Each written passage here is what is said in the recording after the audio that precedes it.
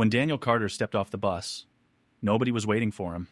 No family, no friends, no small-town newspaper photographer, just a cracked sidewalk, a faded bus stop sign, and the quiet hum of traffic somewhere far away. He stood there for a moment longer than necessary, adjusting the strap of his worn duffel bag, as if giving the world a chance to notice him. It didn't. Daniel was 41 years old, a veteran, 2 deployments, 12 years of his life spent learning how to survive places most people only saw on the news for a few seconds before changing the channel. Coming home was supposed to be the easy part. That's what everyone said. The house looked the same. White siding, neatly trimmed lawn, a porch swing that Emily insisted made the place feel warm. Daniel unlocked the door slowly, almost cautiously. The smell hit him first. Not bad, just different. A new air freshener, something floral, something unfamiliar. He stepped inside and closed the door behind him. The silence was heavy, not peaceful, not welcoming. The kind of silence that felt practiced. Emily appeared in the hallway a few seconds later. She froze when she saw him. Then she smiled. A big smile. Too quick, too wide. "Daniel," she said, walking toward him. "You're home." She hugged him tightly, almost desperately. Her arms wrapped around his neck, her fingers gripping the back of his jacket as if she was afraid he might disappear again. Daniel hugged her back, slower, measured. He noticed things. The way her breathing was uneven. The way her hands trembled, just a little. The faint scent of cologne that didn't belong to him. "Missed you," she whispered. "I know," Daniel said quietly. That night, they sat at the kitchen table like polite strangers. Emily talked about grocery prices, about neighbors moving away, about a new coffee shop downtown. Daniel listened. He had learned overseas that silence made people uncomfortable, and uncomfortable people talked too much. "You seem different," Emily finally said, forcing a small laugh. "Quieter." Daniel looked at her. "I've always been quiet." She smiled again. The same rehearsed smile. When they went to bed, Emily fell asleep quickly. Daniel didn't. He stared at the ceiling, listening to the rhythm of her breathing, cataloging the sounds of a house he no longer recognized. The refrigerator hum, the ticking clock in the hallway, the soft buzz of her phone, lighting up briefly on the nightstand, then going dark again. He didn't reach for it. He didn't need to. War had trained him to read rooms, not screens. Emily had learned how to live without him. That much was clear. During his deployments, she had become independent, confident, busy. She joined charity groups, attended fundraisers, started networking, as she called it. "It helps me feel productive," she had said on one of their video calls months ago. "I can't just sit around waiting." Daniel never argued. He believed in purpose. He believed in movement. What he didn't believe in was coincidence. Over the next few weeks, Daniel slipped into a routine: early morning runs, coffee alone, occasional part-time work at a local hardware store. Emily had her own routine too. Morning yoga, afternoon meetings, evenings that stretched just a little too long. "Dinner with the girls," she'd say. "Charity planning." Just a quick drink. She always dressed carefully before leaving. Too carefully. Daniel watched her from the doorway once as she adjusted her hair in the mirror, changing outfits twice before settling on a fitted dress she rarely wore before. "You look nice," he said. She jumped slightly. "Thank you," she replied, avoiding his eyes. That night, Daniel walked through the house after she left.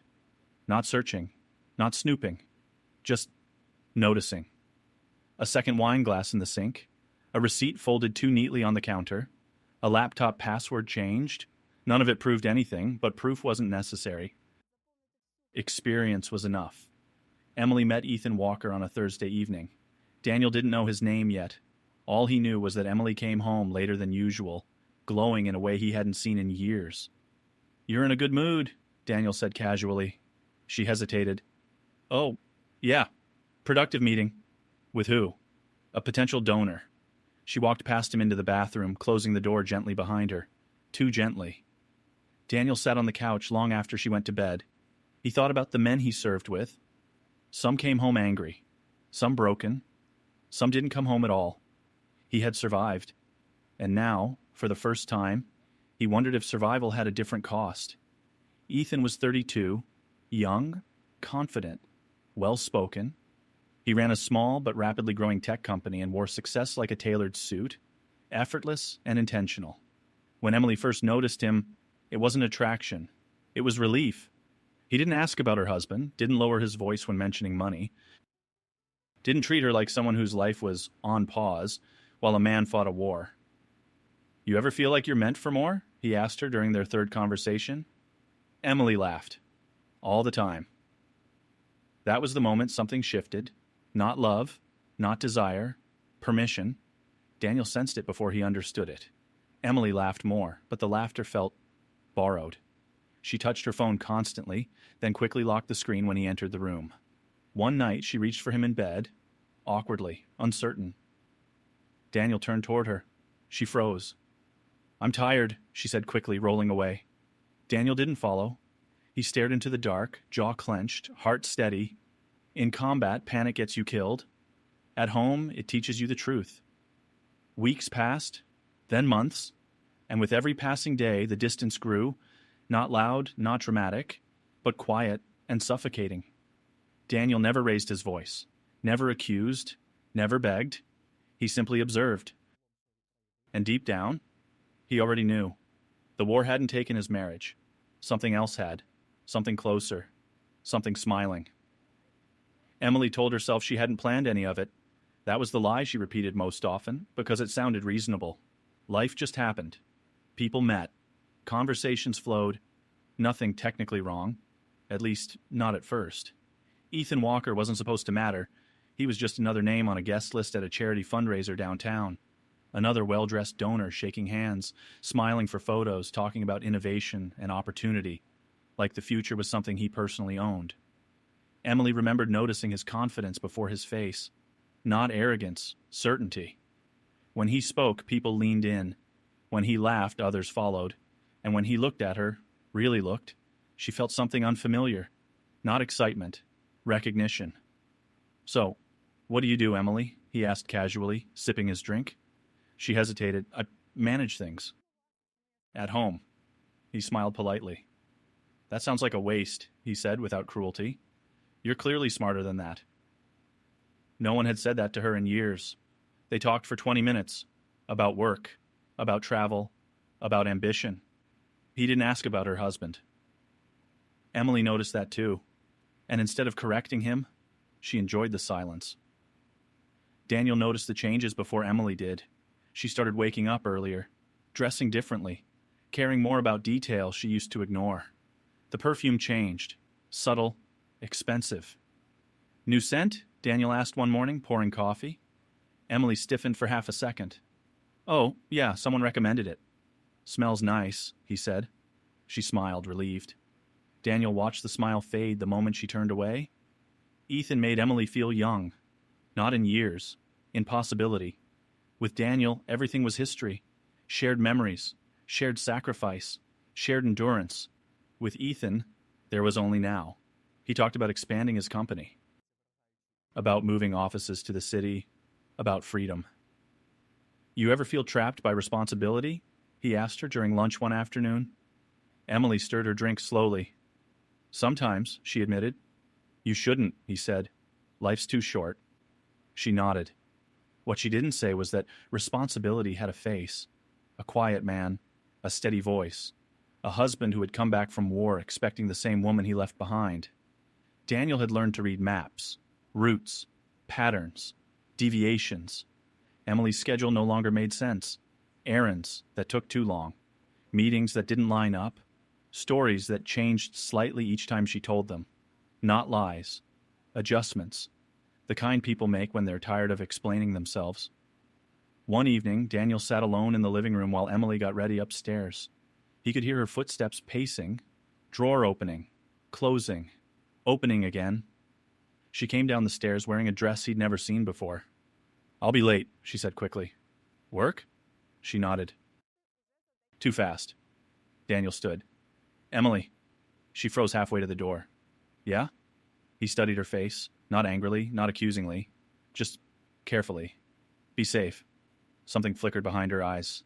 Guilt, fear, or maybe relief. "I will," she said softly, then left. Daniel sat back down slowly. In the military, the moment before disaster is always quiet. Emily crossed a line she never intended to cross on a rainy Tuesday. Ethan suggested dinner after a long meeting. "Just to relax," he said. "No pressure." She agreed. The restaurant was intimate. Dim lights, soft music. Too intimate, they talked longer than planned. When the waiter brought dessert without being asked, Emily laughed nervously. "This feels like a date," she said. Ethan smiled. "Only if you want it to." She didn't answer. She didn't have to. The hotel was his idea. Neutral territory, he called it. Emily stood in the elevator, heart racing, hands clenched around her purse. She thought about Daniel. About the way he slept on his side, about the scar on his shoulder, about the life they built. Then the doors opened, and she stepped out. Daniel didn't sense the betrayal in the moment it happened. He sensed the aftermath. Emily came home late, too quiet. She showered immediately, scrubbing her skin like she was trying to erase something invisible. That night, she lay stiff beside him. When he touched her arm, she flinched. "Sorry," she whispered. "Just tired." Daniel withdrew his hand. He stared at the wall, and for the first time since coming home, his chest felt tight. Not from fear, from understanding. Ethan never said he loved her. That was part of the appeal. No promises, no expectations, just presence. Emily told herself it was temporary, a phase, a release, something she deserved after years of waiting and worrying and watching the news.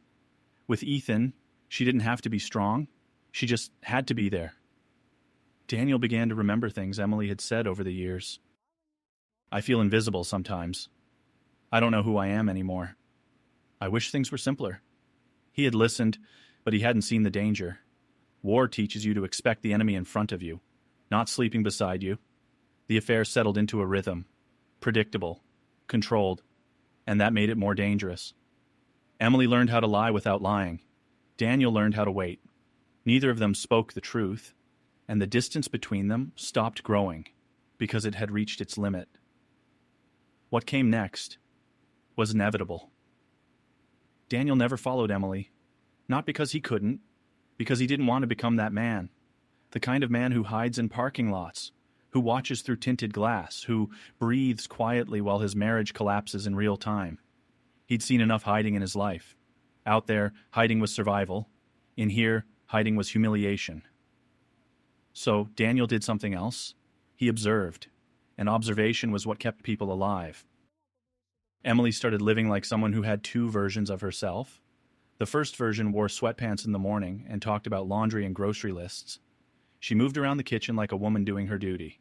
The second version appeared around late afternoon. Makeup, perfume, a careful choice of earrings. That version moved like she had a purpose that didn't include him, and Daniel saw the switch every time it happened. He didn't confront her. He kept his voice calm. "How was your day?" he'd ask. "Busy," she'd answer, pouring water as if her hands needed something to do. "What kind of busy?" Emily would hesitate, just long enough to show she was selecting a response rather than remembering one. "Charity stuff. Planning. Meetings." Daniel would nod. Not because he believed it, because he didn't need to challenge a story to know it was false. One evening, Emily came home and her phone buzzed on the counter. Daniel was in the kitchen, slicing an apple.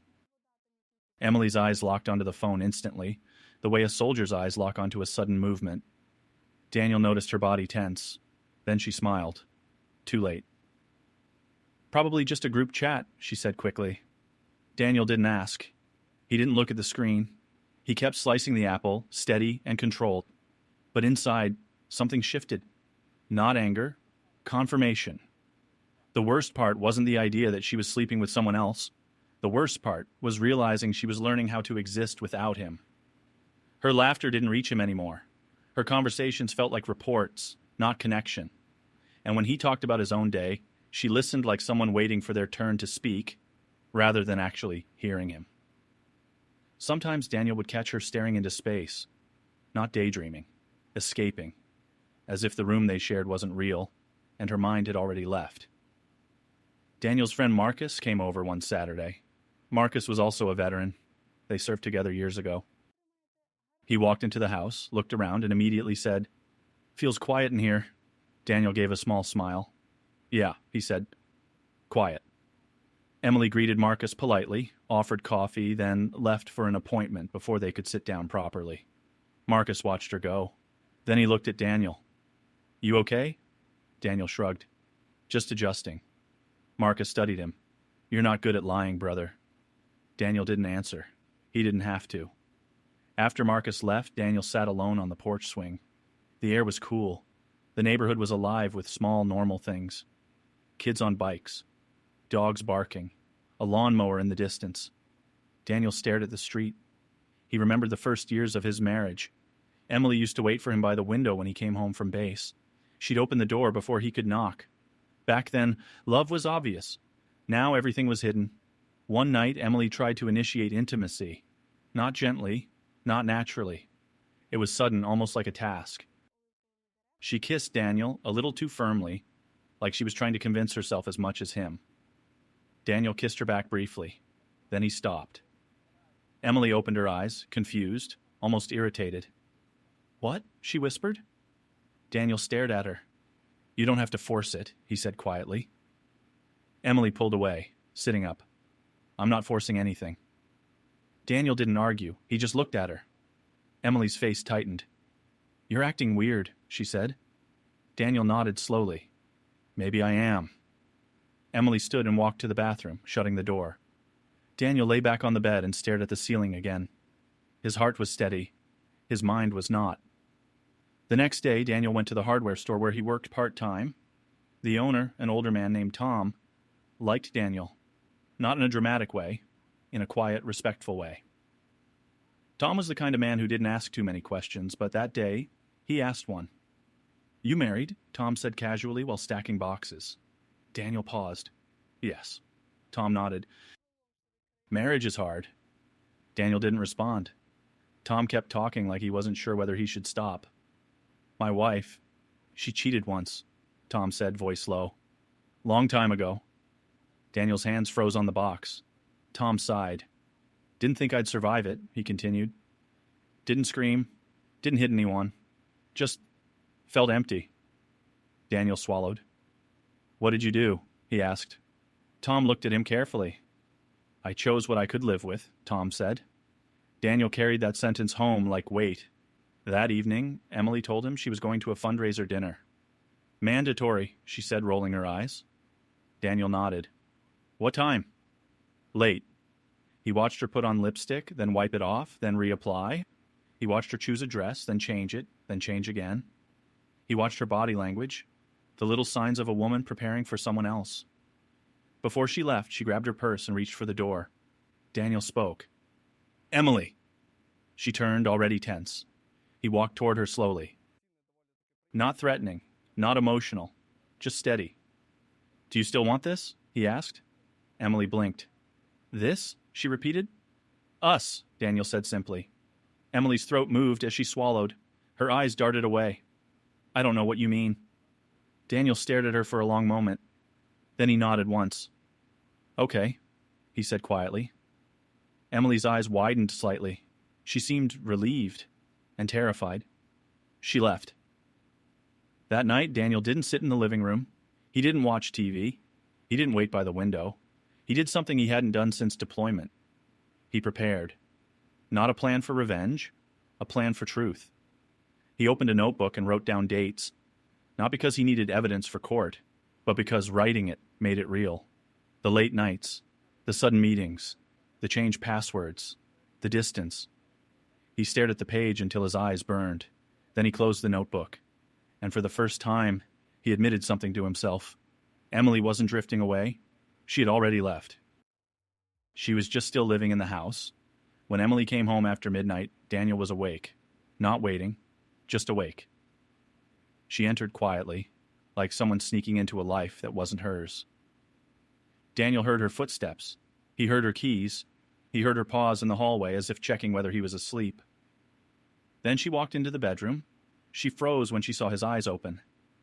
You're awake, she whispered. Daniel didn't move. Yeah. Emily stood there, lips parted, searching for words. Daniel watched her, calm, silent. and that calm unsettled her more than yelling ever could. "You okay?" she asked finally. Daniel stared at her, then looked away toward the dark ceiling. "I'm fine," he said. Emily exhaled, relieved.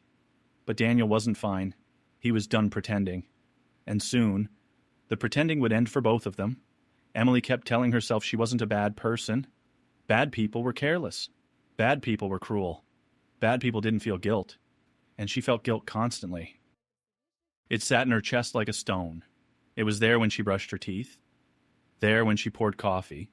There when she kissed Daniel on the cheek and watched his eyes soften as if that small touch still meant something. Sometimes she'd stand in the shower and let the water hit her face, trying to drown out her own thoughts. But guilt doesn't drown. It waits. Ethan never pressured her. That was the trick. He didn't demand she leave Daniel. He didn't ask her to choose. He made it feel like she didn't have to. "You don't owe anyone your happiness," he'd say, as if it was wisdom rather than convenience. Emily would nod, because those words sounded like freedom. But freedom that comes from hiding isn't freedom. It's escape. The first time Emily cried in front of Ethan, it wasn't because she missed Daniel. It was because she felt something break inside herself. They were in a hotel room again. The same soft lighting, the same expensive sheets, the same silence that felt heavy after intimacy. Emily sat on the edge of the bed, pulling the robe tighter around her shoulders, staring at her own hands. Ethan leaned back against the headboard, scrolling through his phone as if nothing had happened. "You okay?" he asked without looking up. Emily laughed weakly. "I don't know," she said. Ethan finally looked at her. "What's wrong?" Emily swallowed, struggling to form the words. I'm doing something terrible," she whispered. Ethan's expression didn't change. He reached for her hand, squeezing it gently. "It's not terrible," he said calmly. "It's human." Emily stared at him. He's a good man," she said. Ethan shrugged slightly. "That doesn't mean you have to be miserable," he replied. Emily didn't say she was miserable, but she didn't deny it either. At home, Daniel moved around her like a ghost. Not because he was weak. Because he had stopped trying to pull her back. Emily could feel it. She noticed the way he no longer asked follow-up questions. The way he no longer reached for her hand without thinking. The way he watched her, with that calm, distant expression. It was terrifying. Not because she feared his anger, but because she feared his acceptance. A man who accepts the truth quietly is a man who has already decided what he will do. Emily tried to fix it in small ways. She cooked his favorite dinner. She folded his clothes neatly. She asked about his day. But each attempt felt like placing tiny bandages over a wound that had already gone too deep. One night, she sat across from Daniel at the kitchen table. The light above them flickered slightly. Daniel ate slowly, chewing as if every movement was deliberate. Emily pushed her food around her plate. "How are you doing?" she asked softly. Daniel looked up. "I'm fine." Emily's throat tightened. "No, really," she said. "How are you doing?" Daniel stared at her for a long moment. Then he lowered his fork. He didn't look angry. He didn't look sad. He looked tired. "You want the honest answer?" he asked. Emily's heart pounded. "Yes," she whispered. Daniel nodded once. "I feel like I'm living in someone else's house," he said quietly. Emily's eyes stung. She opened her mouth, but no words came. Daniel picked up his fork again and continued eating. That was it. No fight. No accusations. Just a sentence that cut deeper than any scream. Ethan started changing too. Not suddenly. Subtly. He began responding slower to her messages, canceling meetings with short excuses. "Crazy week," he'd say. "Investors. Travel." Emily told herself it was normal. But deep down, she felt the shift. Ethan had enjoyed the secrecy, the excitement, the version of Emily that belonged only to him. But the longer it lasted, the more complicated she became. And Ethan didn't like complicated. He liked control. One afternoon, Emily met Ethan in a cafe downtown. He arrived late, talking on his phone, barely acknowledging her. When he finally sat down, he checked his watch. "Sorry," he said, "busy." Emily forced a smile. "It's okay." Ethan leaned forward. "So, what's the plan?" he asked. Emily blinked. "The plan?" Ethan's eyes were sharp. How long are you going to keep doing this? He said. Emily's stomach tightened. I don't know, she admitted. I'm trying to figure it out. Ethan exhaled, almost annoyed. Emily, he said quietly, I'm not trying to be part of your family drama. Emily stared at him.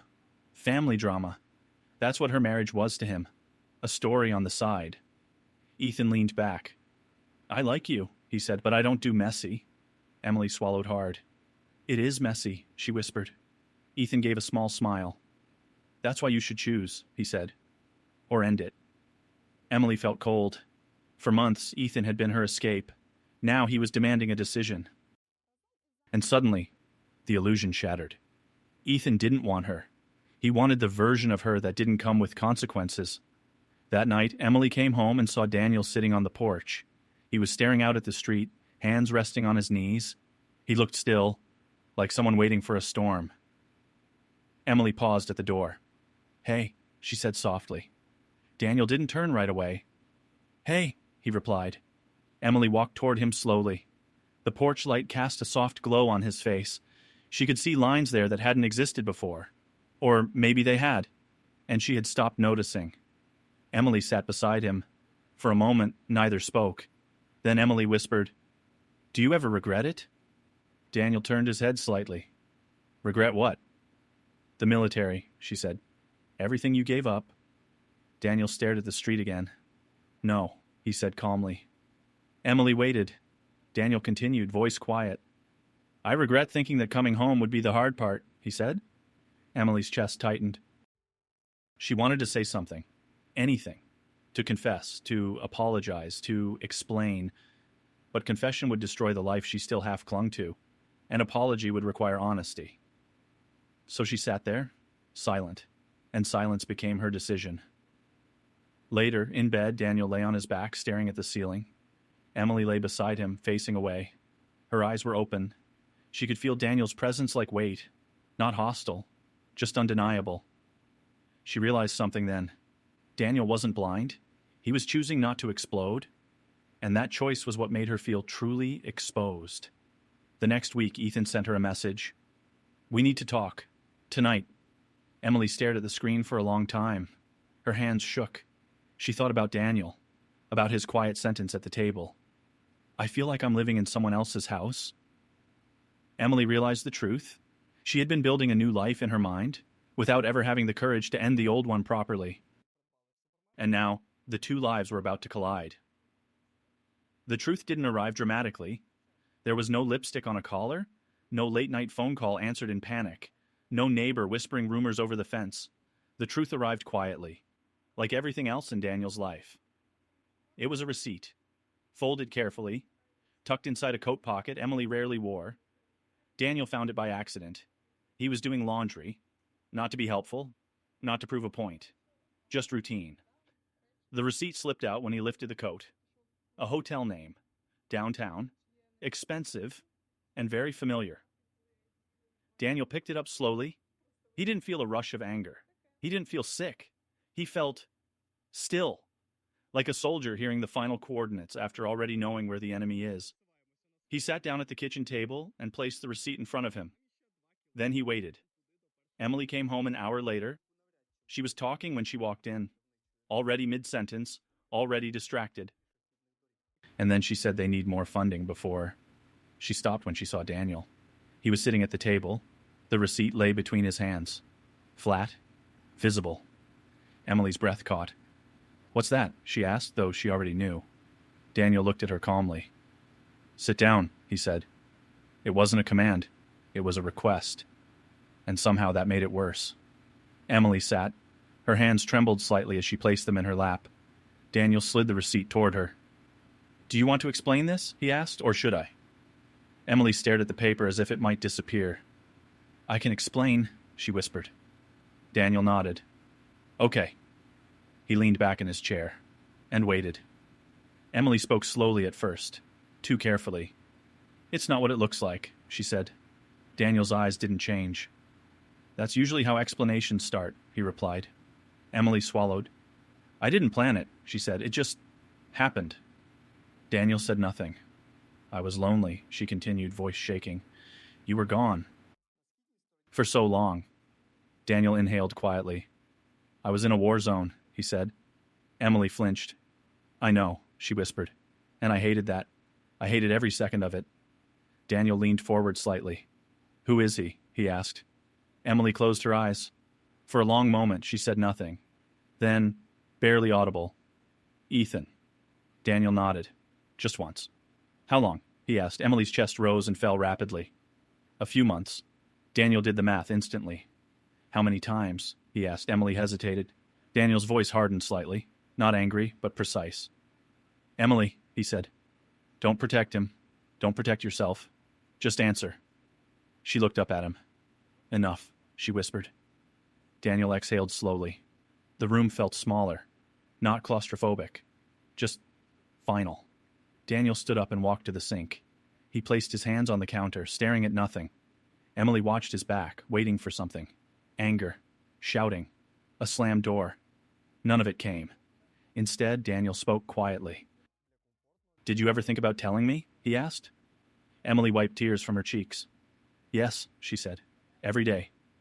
But you didn't, Daniel said. I was afraid, she replied. Daniel turned around. Of losing me? He asked. Emily hesitated. Of losing everything, she said. Daniel nodded slowly. That's honest, he said. And honesty, at that moment, hurt more than the betrayal itself. They talked for hours, not like a couple fighting, like two people dissecting a body after life had already left it. Emily told him everything. How it started, how it felt, how she convinced herself it wasn't real. Daniel listened. He asked questions. He didn't interrupt.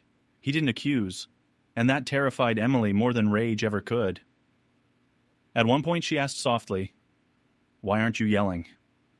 Daniel looked at her. Because yelling means I still think this can be fixed, he said.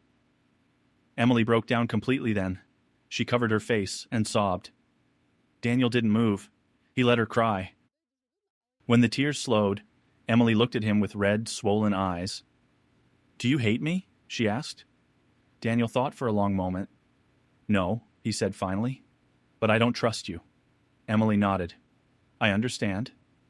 Daniel walked into the bedroom and returned with his duffel bag, the same one he brought home from deployment. Emily's heart sank. You're leaving, she whispered. For now, Daniel said. He zipped the bag calmly. I need space, he continued, not to punish you, to survive this. Emily stood up. Daniel, please.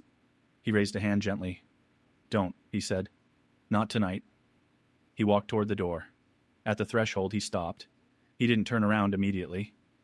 When I was overseas, he said quietly, I trusted you with my life. Emily pressed a hand to her mouth. I came back, Daniel continued, because I believed there was something worth coming back to. He turned to face her. And now I need to figure out if that was true, he said. Then he left. Emily stood alone in the house. The silence felt different now, not heavy, empty. She reached for her phone instinctively. There was a message from Ethan. So? Emily stared at the screen.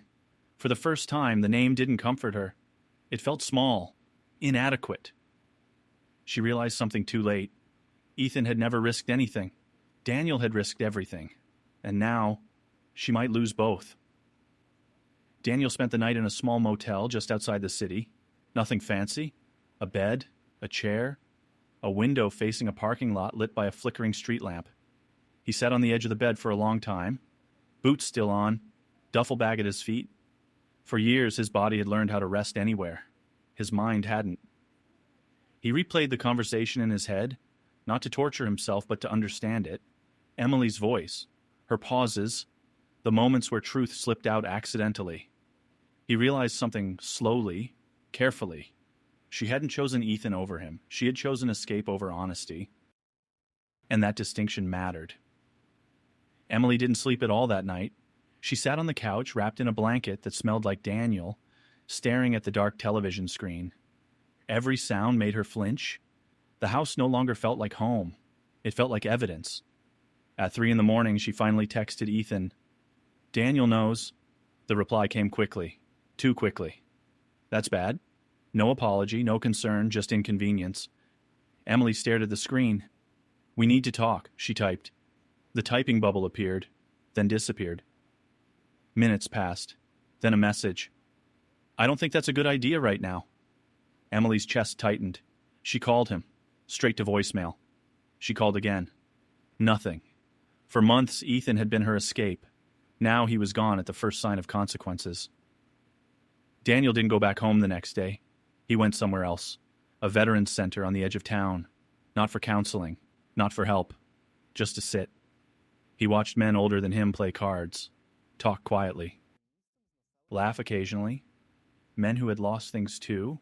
Some lost limbs, some lost families, some lost versions of themselves.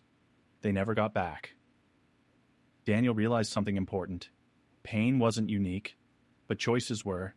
Emily spent the next few days trying to fix what she had broken. She left messages Daniel didn't answer. She cleaned the house obsessively, as if order could undo betrayal. She drafted long apologies, deleted them, rewrote them again. None of them felt true enough, because apologies ask for forgiveness, and she wasn't sure she deserved it. When Daniel finally came home, it was on his terms. He didn't announce it. He just walked in. Emily was in the kitchen. She turned when she heard the door. For a second, hope flashed across her face. Then she saw his expression, calm, clear, resolved. They sat at the table again, the same place where everything had unraveled. Daniel spoke first. "I talked to a lawyer," he said. Emily closed her eyes briefly. "I figured you would," she whispered. Daniel nodded. "I'm not here to threaten you," he continued. "I'm here to be honest." Emily looked up. "I don't want to fight," he said. "I don't want revenge. And I don't want excuses." She nodded. "I know." Daniel folded his hands. "I want peace," he said. "And peace doesn't come from pretending this didn't happen." Emily's voice trembled. "Are you saying it's over?" Daniel took a deep breath. "Yes," he said. The word hung in the air. Not angry. Final. Emily's shoulders sagged. She nodded slowly. "I understand," she whispered. Daniel watched her carefully. "For what it's worth," he said, "I believe you didn't mean to destroy this." Emily looked up, tears streaming. "Then why?" "Because intentions don't undo damage," Daniel said gently. Ethan never contacted Emily again. Not once. Weeks passed, then months. She saw his name once in an online article. His company had expanded, moved cities. A smiling photo. A success story. No mention of collateral damage. Emily finally understood her place in his life. She wasn't a love. She was a distraction. The divorce was quiet. No courtroom drama. No public arguments. Just paperwork. Signatures. 2 lives separating cleanly on paper, even if not in memory. Daniel kept very little. His books. His clothes. A few photos from before everything changed. Emily stayed in the house for a while, but eventually, even that felt unbearable. On the day Daniel moved out for good, Emily stood in the doorway. She wanted to say something meaningful, something that would matter, but meaning had been exhausted. "I am truly sorry," she said instead. Daniel paused. He turned to her. "I believe you," he said. Emily's heart jumped. "But believing you," he continued, "doesn't mean I can stay?" She nodded. "I know." Daniel stepped outside. At the door, he stopped once more. "You didn't lose me because of him," he said quietly. "You lost me because you stopped choosing us." Then he left. Daniel moved to a smaller town near the mountains. He found work. He ran every morning. He slept better. Not perfectly, but better. Sometimes he thought about Emily, not with anger, with a distant sadness, like remembering a place that no longer exists. Emily eventually rebuilt her life too, not easily, not quickly. She learned that attention is not love, that escape is not freedom, and that silence can be louder than shouting. She carried that lesson quietly, everywhere. Daniel stood on a ridge one morning, watching the sun rise over the hills. The air was cold, clear. He felt something unfamiliar. Not happiness, not joy. Peace. And for the first time, he understood something he'd never learned in war.